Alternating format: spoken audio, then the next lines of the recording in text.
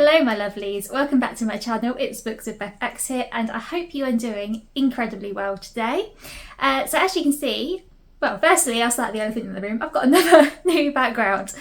So basically you might be able to see in the mirror a little bit. It was my boyfriend's birthday last week, so we've got cards up everywhere, so the next couple of videos will be filmed in this position, but to be honest I quite like it. It's quite nice and clean in my opinion. But yes, anyway, so I am doing the mid-year freakout tag. So we are now past halfway through June, which is just insane. But yeah, I thought I would do this tag for the first time ever because it looked like a lot of fun. I saw Emily Fox do it. I'll put the name of the person who first started it, although I don't think she actually posts anymore, which is a bit of a shame. But yeah, it just sounded quite interesting, so I thought I would partake in this little tag trend thing. Also, for the next few videos, I will be posting like sort of a mid-year wrap-up looking into like the books I've loved, the books I hated this year so far, and also another one about my reading goals as well, which if you haven't seen I will tag that in the description. You can go and give that a watch. But basically I've set 5 goals for myself for this year so you can see how well I'm achieving them or not achieving them, as it may be.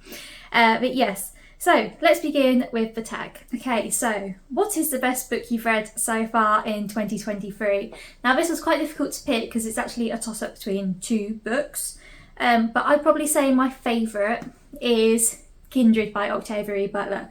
Now I think this will be in one of my wrap-ups somewhere, so I can link that to this video here. But this is just an incredible book. It's about time travel and it's about a black woman who travels back in time from 1975 to 1815, and she like jumps backwards and forwards in time quite a lot. And obviously in 1815 there is slavery, and she's basically been teleported back in time to save one of her great grandfathers. But yeah, it's such a good book, so scary but also heartwarming at times. It's just, everyone should read this. If you haven't read it, you need to read it. It's obviously got the sci-fi elements of time travel, and yeah, it's also, so surprisingly it was written around the time it's set, so it was written around the late 70s, 1970s. It doesn't feel like that at all. Like the only thing you notice is obviously they don't have mobile phones and things like that, but everything seems so modern. It's so modern. It's written in such a modern way, and I'm definitely, of course, going to read the rest of Octavia E. Butler's books some point very soon. But yes, this is definitely my favourite. I would say that Station 11 by Emily St John Mandel is a very close second. So if you've watched my channel, I wouldn't have spoken about this yet because I literally just, it was like the last book I finished and it's like literally flown right up into my top 5. So that's another brilliant one. But I'd say this, just because of the topic, slightly cinches it. But my 2 favourite books are both sci-fi, so that pretty much just shows my whole, the genres that I like essentially. So yeah, this I would say is my favourite book so far. Best sequel you've read in 2023. Now this was actually quite easy to pick because I've technically only read 2 sequels this year, which is awful. I should have said at the start, I've read 21 books, probably 22 by the end of today because I've pretty much finished another one. But yeah, I've only read 2 sequels, but to be fair I've read a lot of standalones this year and I've started a few new series as well, so I'm kind of like knee deep in a few series at the minute. But of course this isn't a Books with BethX video if I don't mention Brandon Sanderson. So this is the final book in the Mistborn Era 2 series, so there's 4 books in this one, there was 3 books in Era 1, and I'm sure most people have read all of Era 1, or at least heard of it. So Mistborn Era 1 starts with the Final Empire, and then you've got a couple of others which I'm awful with book names. I can see them from here. The Well of Ascension is the second one. Don't even ask me what the final one is, but they're so good. Honestly, they're incredible. And this one I would say is actually the best one of Mistborn Era 2. Mistborn Era 2 is not as good as Era 1, but it's still worth reading, and this obviously brings together a lot of the other books in the Cosmere universe, which again, I've not read most of them. I've only read Mistborn Era 1, Mistborn Era 2, Elantris, and the Arcanum Unbounded ones that I can read. I'm going to start Warbreaker very soon, hopefully. But yes, this is such a good ending. I feel like in typical Brandon Sanderson style, it brings everything together. You are mind blown, but you also have more questions as well at the end. Not too many more. It's not one of those where a series finishes and that's it and you're there like, so who does she end up with in the end? You know, that sort of thing. But yeah, it's really good. Well worth a read of the whole series, and just be warned that you might have spoilers for the other books in the universe if you haven't read them. Especially, there's a little bit of Elantris in this, so you might want to read that first. But that's usually what people recommend to read first. That's what I recommend to read first. So yeah, do that. But yeah, I think it's a really good sequel, really good final book to the series, and yeah, everyone should read it. Okay, question 3. New releases you haven't read yet but want to. And again, I've had to pick 2 for this because they're the 2 that I keep, well, at least one of these has been pulled through my TBR from since I pretty much bought it, and that one is A Day of Fallen Night by Samantha Shannon, which I've not read Priory yet either. I want to get this one and obviously the other one read as well. And of course, the latest release, actually, probably one of my newest books here. Yeah, I think it is actually. Yellow Face by R.F. Kuang. And again, this isn't a Books with BethX channel if I don't mention R.F. Kuang at some point in the video. So yeah, I need to read this, and it's actually quite short. I'm planning on reading this. So I don't want to go into too much detail, but I'm planning on reading this by the end of this month, basically. So yeah, I've got these 2 that I need to read very soon. I've got actually a pile of books here, which I'll mention later on, which are all new releases, but there's too many new books coming out. There's too many of them that I need to get to, but it's fine. I will read both of these very soon.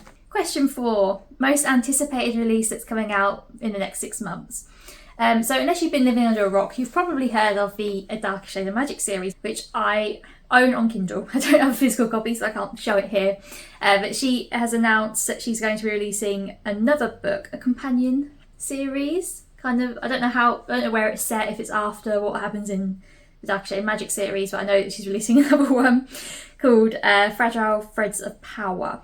So my plan, actually, I need to do this very soon. I'm going to reread the Dark Shade Magic series, which was supposed to have already started reading the first one by now, because I was going to join in with a read along, and I just haven't got around to it. But yes, I'm very excited for that release. The Dark Shade Magic series is a really good series. I wouldn't say it's the best fantasy series I've ever read, but it's a really cool concept. You've basically got 4 different versions of London. You've got Grey London, which is kind of like no magic. It's pretty much just like Victorian London, essentially, like how we know it. And then you've got Red London.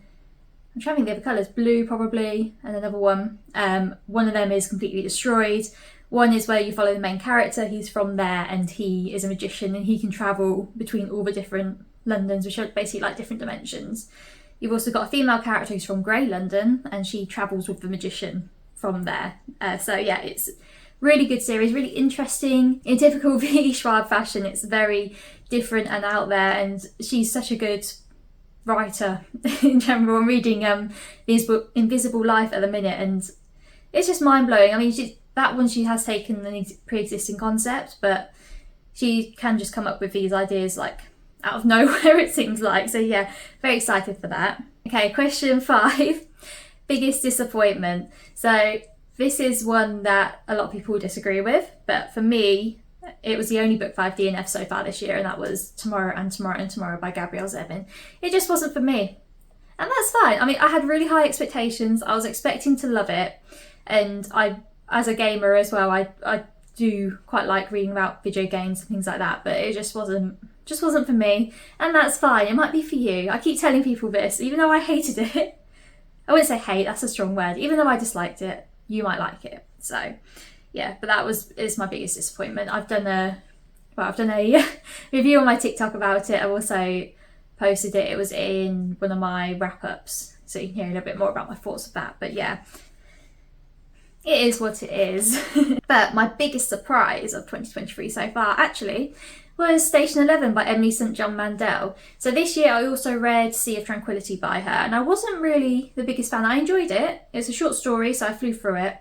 And the writing was beautiful, but it wasn't really my type of story. Station 11, which again I haven't spoken about yet because I've only just read this, I loved it. It was so good, I couldn't put it down. It was just the perfect book for me. And Station 11 is basically about a pandemic that happens and hits the world, and it sort of follows characters from before and after, and then 20 years after as well. And she wrote this, I believe, in 2018, and I saw a review on Goodreads, on Waterstones, saying, oh, this is so well written. I feel like this is what a pandemic would actually be like, and that review was in 2018. And now, 3 years on from a pandemic actually hitting us, it was very true. I mean, we didn't quite have the 99% death rate that they have in Station 11, but yeah, a lot of it was pretty similar to how humans reacted in our world as well. So it's just so good. It shows like sort of the enduring continuation of culture and creativity and artwork and things like that. And it's just like sort of quite heartwarming, but there's obviously darker sides to it as well. So yeah, that is definitely my biggest surprise, considering I wasn't really the biggest fan of Sea of Tranquility. And to go on from that, the next question is favourite new author, debut or new to you? And I mean, I had to pick 3, but obviously one of those now is Emily St. John Mandel. I don't know if she's released any of her books, but I'm going to read whatever she writes now by this point. Even though, as I say, I didn't really enjoy Sea of Tranquility, which came out last year, I will still read whatever she releases by this point, because I just want something as good or even better than Station 11. Obviously, another new favourite author is Octavia E. Butler, because I've only read Kindred by her, and that was this year. And as I say, I will read the rest of her books. So she's got, again, pandemic style books, dystopian style books, which are just like, that's what I love. That's my genre pretty much, as well as obviously high fantasy. But another one, which may surprise people as someone who doesn't read romance, Emily Henry. I loved Book Lovers by Emily Henry, and the only reason I read that is because they did that Goodreads Choice Awards challenge, and I picked that out. And I was a bit like, that was one of the ones on my list that I wasn't like, don't really want to read this, but I suppose I have to. And then I could not put it down. It was so good. And again, leading on for that, I feel like I'm doing really good segues here. Newest Fictional Crush. Now, I don't really get crushes on characters. I mean, I mainly read really dark fantasy. Like, it doesn't really lend itself for you having a crush on someone. Usually the male characters end up being bad guys anyway. But I will say I did have a little bit of a crush on Charlie from Book Lovers. I mean, how can you not? How can you not? If you've read this, you'll know what I mean.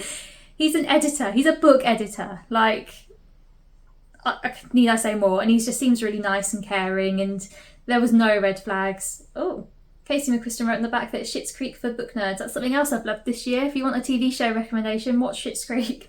But yeah, definitely give this a read. Even if you're not a romance reader like me. But yeah, I'd say Charlie Lastra, I believe his surname is. He's definitely a bit of a fictional crush for me. Newest favourite character. So I've actually got a couple here. I'll start off with, because I've got a physical copy of it, Kissin from Godkiller by Hannah Kanner. Kissin is just, she's such a cool character. She's just a badass. She's just so strong, and yeah, I think I do love strong female characters, and Kissin definitely falls into that. So I'll say Kissin, obviously. But also, what I'm currently reading is The Invisible Life of Addie LaRue, and I love Addie. She is such a lovely person. I'm surprised. If that was me, I would have gone crazy by now. Even though I'm not really like super people orientated, I still feel like I would have gone a bit crazy if I lived her life. But she's such a lovely person, and she's so enduring and just cares about the world and sees the beauty of the world and the beauty in art. And even though she can't create her own art, she still manages to like try and have her little stamp on the world. And yeah, it's just, yeah, so I'd probably say Kissin and Addie LaRue as my two newest favourite characters so far this year. Right, this one's a bit of a difficult one. So book that made you cry. Now, I don't really cry when I read books. I cry at TV shows. I cry more at reality related things, not like reality shows, but things that happen in real life, than I do at books. I don't know why. But I will say the closest I got to crying was probably in Educated by Tara Westover, which I won't, not that you can really spoil the ending because it is a memoir, it's someone's life, but it probably got me the closest to crying at like, I tend to cry at like growth and positive things, does that make sense? And her being able to like pull herself out of that situation and grow from it and become almost a normal human being compared to like how she had to grow up was just incredible. And I probably would say that would probably be my closest, yeah. If you haven't read Educated or listened to it, definitely give that a read. The audiobook is really good at that, so I recommend that. And then on the opposite end of the scale, book that made you happy. And again, this is difficult because most of the books I read are dark. So I had to say Book Lovers for this because I like the ending. It was a happy ending, which is rare for the books I read. So yeah, I'll probably say Book Lovers for that one. So most beautiful book you've bought so far this year. So again, I've got two, as always, for this one. So I've got Godkiller, which I bought this year. I read it as an ebook through my library, but I thought I'd buy the physical book when I had the chance to. And look how stunning that is. Recently I've become proper into like special editions and really like beautiful looking books. And Just look at that. That's a place in the book. Isn't that just stunning? I love that. And of course, A Day of Fallen Night, which is just stunning. I don't know how well you can tell on camera. I don't think you can really see it, but like the scales on the dragon are all iridescent, and it's just... And oh, I've seen the special editions on Lumacray, and they're stunning, but they're too expensive for me. I can't afford them. And considering I've just bought this one and Priory at the same time, I thought I should probably wait a little bit before I buy those. But just stunning. I'm really into my beautiful books at the minute. And then, what books do you need to read by the end of the year? So basically, you just watch my TBR for this, because it's pretty much all of these. But it obviously will be, once again, A Day of Fallen Night, but also all the books that are in this, which A Day of Fallen Night also is. So obviously, got Yellowface. We've got Fourth Wing, which I definitely need to read before the end of the year, because the sequel comes out, I think it was September. She announced that she's doing 5 books in this series, so I need to like get to this. Witch King, which was actually one of my most anticipated books of the year. I got this. This is an Illumicrate version. I need to read that. And Recursion. This is just like a running joke at this point. I've literally owned this since last year, and I just have not got around to it. It won't even take me long to read when I get to it. It's another pandemic book. Like, I know I'm going to love it. I just haven't got around to it. So yeah, these are all the main ones, and I'm sure, obviously, Fragile Threads of Power will be on there.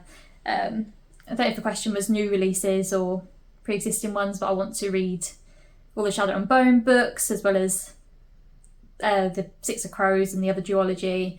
I also want to reread the Kiss of Deception series. I also want to reread Dark Shade of Magic. I want to read Octavia E. Butler's other books. I want to continue with Brandon Sanderson's Cosmere series. There's too many books to read. There's too many. I'll get through to them one day. At least I'm only 27. I've got like my whole life ahead of me to read all these books. Oh, and obviously the other Emily Henry books, because I own People We Meet on Vacation and Beach Read. I don't own Happy Place yet, but I'll probably wait for that to come out in paperback anyway. So yeah, too many books, too little time. And the final question, actually, I really struggled to answer. Favourite book to movie adaptation you've seen this year? And I don't think I've actually seen any, or at least not knowingly seen any. Unless I have watched the Queen Charlotte Bridgerton series. I don't know if that counts. I don't know if there's a book of that, because I know the Bridgerton series has books for them, but I've watched that. I mean, I do need to see both of A Man Called Otto and A Man Called Ove. A Man Called Ove being the original. I need to watch that because I want to compare them. I want to do a like an adaptation series on here, but obviously I need to watch a few more first. I think I saw actually Bullet Train was a book, but I'm not sure what book it was based off of. That's actually a really good film. I watched that this year. Recommend giving that a watch. I also want to watch For Summer I Turn Pretty, because I think season 2 has just come out, and I know Taylor Swift is very involved in that. So obviously I have to watch it now, and that's based off of the Summer I Turn Pretty books by Jenny Han, who wrote To All the Boys I Loved Before. And I need to read the books as well, actually, although I'm not sure.